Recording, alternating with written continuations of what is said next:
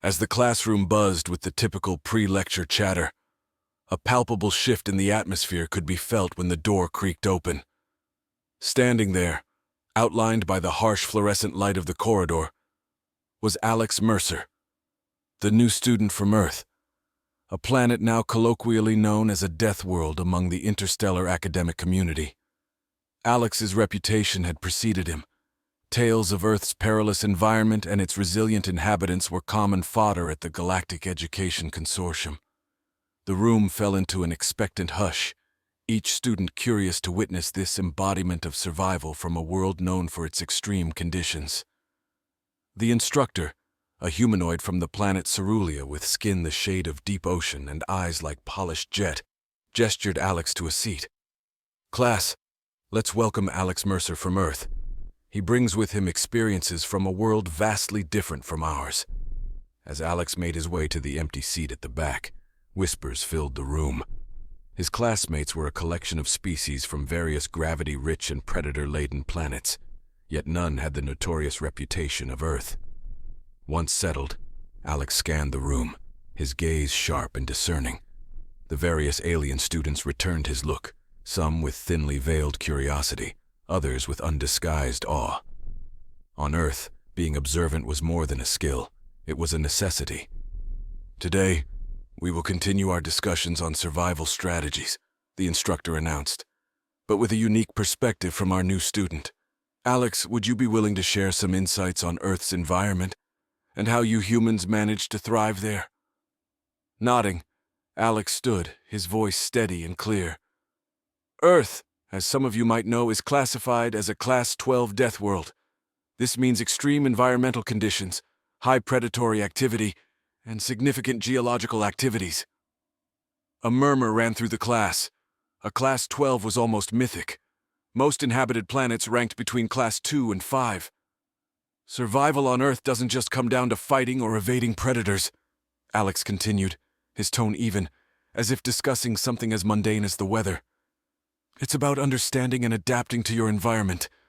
We learn to predict weather patterns that can change abruptly, navigate terrains that are as lethal as any predator, and use whatever resources we have creatively and efficiently." He paused, gauging the absorption of his words in the wide, varied eyes of his classmates. "For instance, when I was 12, I was caught in what you might call a mild earthquake. Mild by Earth standards. My family and I had to use the rubble to barricade ourselves against potential aftershocks and looters until help could arrive." Gasps echoed around the room. The concept of family units actively participating in survival was alien to many species whose young were typically raised in communal, highly protected environments. Earth's fauna is as diverse as its flora. While some creatures are lethal, others have been domesticated to assist with tasks ranging from farming to personal protection. Alex pulled up a hologram of a dog, its tail wagging in the projection. "This is a dog, one of our most loyal and useful companions." The class leaned forward, entranced by the creature's friendly demeanor, contrasting sharply with the predatory beasts they were used to on their own planets. As tough as it sounds, life on Earth is about balance and respect for nature. We respect the power of our planet, and in turn, we learn to harness it. The bell rang, signaling the end of the lecture, but no one moved. Finally, the instructor clapped her hands, breaking the spell. "Thank you, Alex. It seems we have much to learn from you. We'll continue our discussion in our next session." As the students filed out, their animated discussions about Earth filled the corridor. Alex remained at his desk, his mind racing. Sharing his experiences was more than educational. It was a bridge between his world and the vast unknown universe. The next session opened with an unprecedented sense of anticipation. The class had reconvened, and today's topic was poised to dive deeper into the practicalities of Earth-based survival techniques, a subject that had captivated Alex's classmates to the core. As the students settled, the instructor prompted, "Alex, could you elaborate on some specific survival strategies that you've learned on Earth? Perhaps focusing on an encounter with your planet's wildlife?" Alex nodded, his mind flashing back to a harrowing encounter that had become a turning point in his understanding of Earth's untamed wilderness. One of the most significant lessons from Earth involves understanding and countering unseen threats. For example, not all dangers on Earth are as visible as a storm or as loud as an earthquake. He cued another hologram, this time displaying a dense forest under a twilight sky. This is a snapshot of the Amazon rainforest, one of Earth's most biodiverse and dangerous environments. Visibility is limited, the terrain is unpredictable, and the air is thick with the sounds of life, most of which are hidden. A few students shifted uneasily in their seats, imagining themselves enveloped by such an environment. Once, while researching medicinal plants, I encountered one of the Amazon's silent killers, the Brazilian wandering spider. As he spoke, the hologram zoomed in on a spider lurking beneath a leaf, barely noticeable. This spider's venom can be lethal, but it prefers to stay hidden, attacking only when threatened. The room tensed, the danger of the unseen threat suddenly palpable. To survive, you must be perpetually aware of your surroundings. We use technology like bioscanners to detect such threats, but technology can fail, Alex explained, his voice lowering. That's when knowledge and instincts take over. You learn to notice the abnormal silence, the sudden absence of insects, or the peculiar patterns on the ground. He looked around, ensuring his classmates grasped the gravity of relying on senses honed by experience. It's about predicting potential threats before they manifest. That day my scanner failed, but noticing the unusual quiet, I stopped everyone from moving forward until we manually checked the area. It saved us from walking right into a nest. The class was silent, processing the critical importance of intuition and observation. Another strategy is always having an exit plan, Alex continued, shifting the hologram to a schematic of the forest with multiple paths marked in red. In the forest, every step is planned, every route is memorized. You always need a way out. The instructor interjected, fascinated by the meticulous planning required.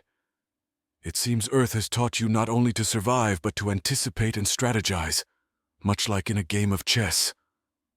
Alex nodded. Exactly.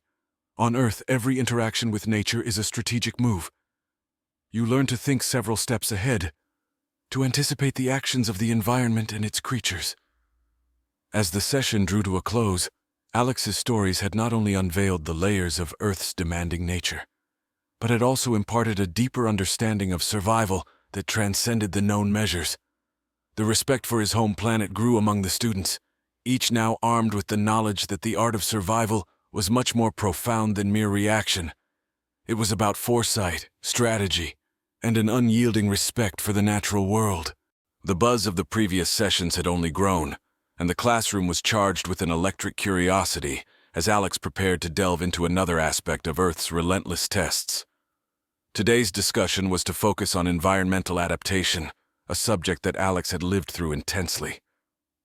Adaptation isn't just about surviving the immediate threats, Alex began, adjusting the view on the hologram to show Earth's diverse climates, from the frozen tundras to the scorching deserts. It's about evolving continuously to thrive under extreme and changing conditions. He clicked to a new image, this time showing a vast desert landscape.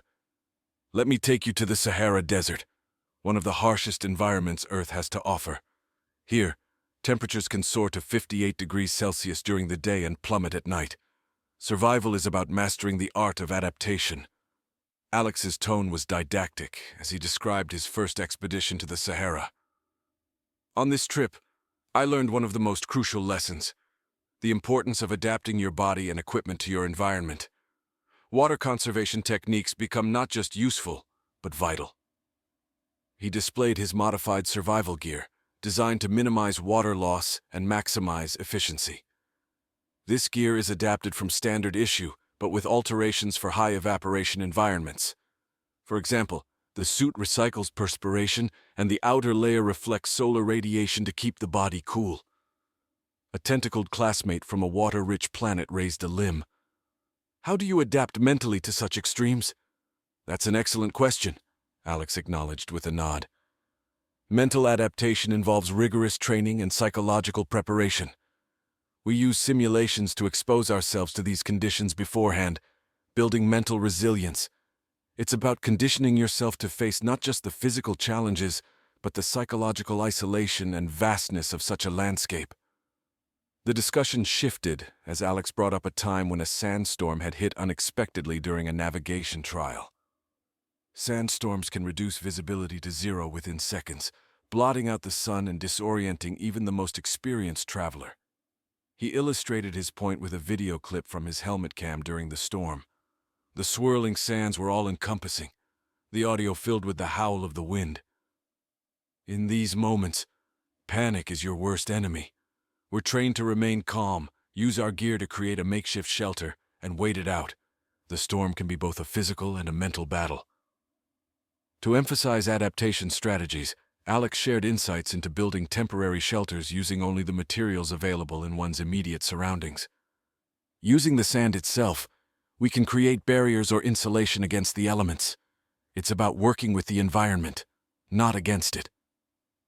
As the class absorbed these survival tales, a newfound appreciation for Earth's rigorous training ground emerged. The strategies that Alex shared were not just about survival. They were a testament to human ingenuity and the relentless pursuit of mastery over nature. By the time the instructor signaled the end of the session, it was clear that Alex's experiences were more than just tales of survival. They were profound lessons in the art of adapting to any situation, lessons that his classmates could carry into any environment, no matter how alien. In the subsequent class, the focus shifted from terrestrial extremes to the enigmatic allure of Earth's oceans, realms as alien and hostile as any extraterrestrial environment.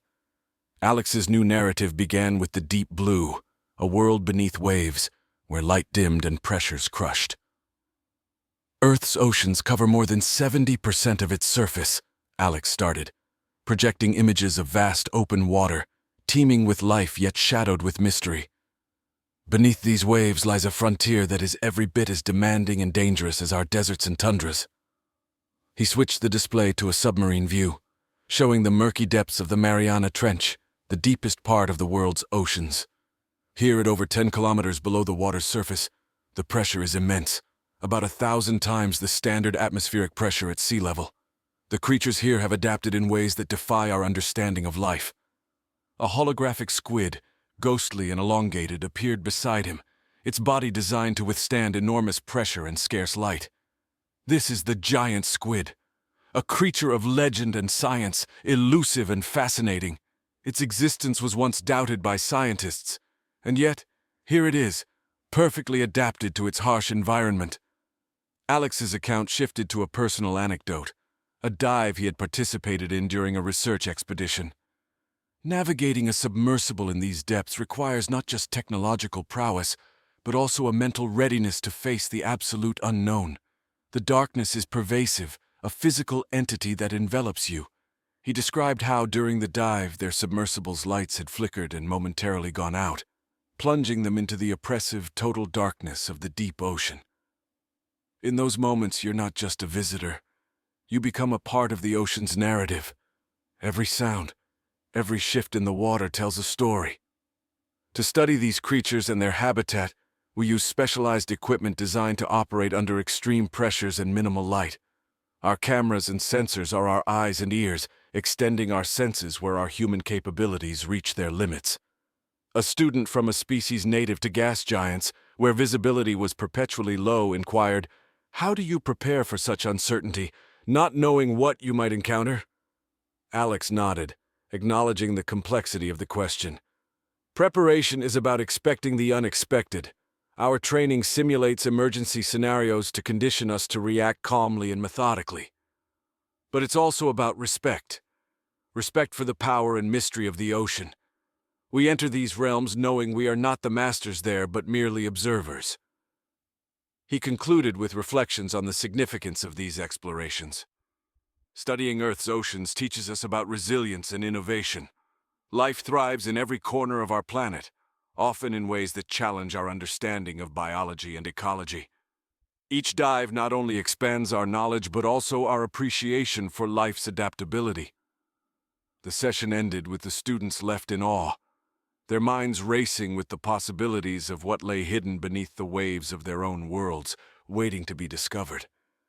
Through Alex's stories, they glimpsed the profound depths of Earth's mysteries and the boundless potential for discovery in the universe.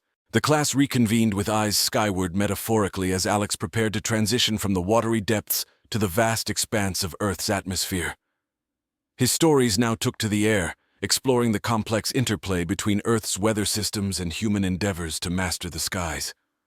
Earth's atmosphere might seem less immediately threatening than its oceans or deserts, but its dynamics are every bit as complex and dangerous, Alex began, enhancing his lecture with holographic displays of swirling hurricanes and thunderous supercells.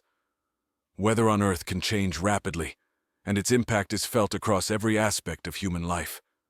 He brought up a simulation of a hurricane, showing the massive storm system from space, its eye clear and ominous. Hurricanes are massive engines of power, driven by water vapor over warm ocean waters. Understanding and predicting their paths is critical, not just for safety, but also for managing resources and planning responses. Alex shared a personal encounter with such a force of nature. I was part of a storm-chasing team during one of the most powerful hurricanes to hit the southern United States. Our goal was to gather data to improve prediction models. Being in the midst of such power, feeling the wind, the rain, the sheer force of nature, reshapes how you perceive the planet. The class watched as the simulation showed the storm's progression inland, the hurricane slowly losing strength but spreading its impact over vast areas. Technology plays a critical role in our interactions with these systems. Drones, satellites, and ground-based sensors all feed into sophisticated models that can save lives through accurate predictions. A creature from a planet where the atmosphere was thin and calm raised a query, its voice echoing slightly in the quiet of the classroom. How do humans adapt to such variability in weather? It seems like a constant battle against the elements. Alex nodded, acknowledging the constant struggle. Adaptation to our weather involves infrastructure designed to withstand these events, from buildings reinforced against high winds to flood defenses. But it also requires a societal willingness to learn from each event and improve. Every storm teaches us something new about our world and ourselves. He discussed the broader implications of understanding Earth's atmospheric phenomena. Studying our atmosphere has also led to advances in renewable energy. Harnessing the wind, capturing the power of flowing water, even using the sun's energy, these are all ways in which we turn challenges into opportunities. The narrative shifted towards the ecological and environmental lessons learned. Our interactions with the atmosphere also bring into focus the delicate balance of Earth's ecosystems. Climate change, driven by human activity, has altered weather patterns, teaching us the importance of sustainable practices. As the session wound down, the students were left to reflect on the interconnectedness of Earth's systems.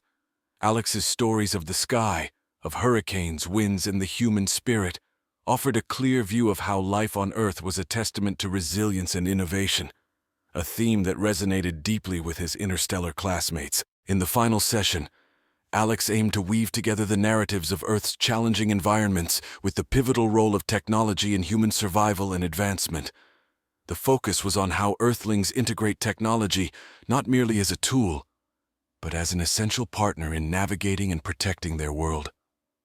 Throughout these sessions, we've discussed various Earth environments and how we adapt to each. Alex began, his voice imbued with a mix of nostalgia and pride. But a critical aspect of our ability to do so lies in our technological innovations. From the depths of the oceans to the expanses of the atmosphere, technology is our ally. He introduced a series of case studies, starting with agricultural technologies that allowed Earth's farmers to predict weather patterns, optimize water use, and ensure crop survival during unpredictable seasons. Precision agriculture uses satellite imagery and AI-driven analytics to maximize yield and minimize environmental impact. This symbiotic relationship between technology and the environment is vital as we strive for sustainability. Shifting focus, Alex presented medical technologies developed in response to Earth's diverse environments. Consider the development of vaccines and medicines, some derived from the very biodiversity that poses challenges to us. These medical advances are not just triumphs of science. They are testaments to our respect for and understanding of nature. A hologram displayed a high-tech prosthetic limb, symbolizing the fusion of human capability with robotic precision. Prosthetics exemplify personal adaptation. They restore function and enhance abilities, allowing individuals to overcome personal challenges posed by the environment or accidents. The conversation deepened as Alex explored the integration of technology in everyday life, highlighting smart cities that adaptively manage energy consumption and traffic flows to reduce environmental footprints. Smart cities are not just about efficiency. They are about creating living spaces that respect and integrate with the natural environment, reducing pollution and enhancing quality of life. A student from a technologically advanced but ecologically challenged planet asked, "How do you balance technological advancement with environmental conservation?" "That's one of the most critical questions we face," Alex replied thoughtfully. "It's a balance of innovation and ethics. Every new technology is evaluated not only for its benefits, but for its potential impact on our planet. The key is to advance technologically in a way that also preserves our world for future generations." As the session concluded, Alex's final words resonated with a sense of unity and forward thinking. On Earth, we've learned the hard way that survival isn't just about battling the elements or even about mastering them. It's about understanding and coexisting with our environment. Our technologies are extensions of our intent, not merely to survive, but to thrive while maintaining a harmonious balance with the natural world. The students left the classroom, their minds abuzz with ideas and inspirations drawn from Earth's example. Alex had not only shared a planet's story, but had sparked a dialogue on the potential for all worlds to find harmony between their civilizations and their environments, a universal challenge shared across the stars.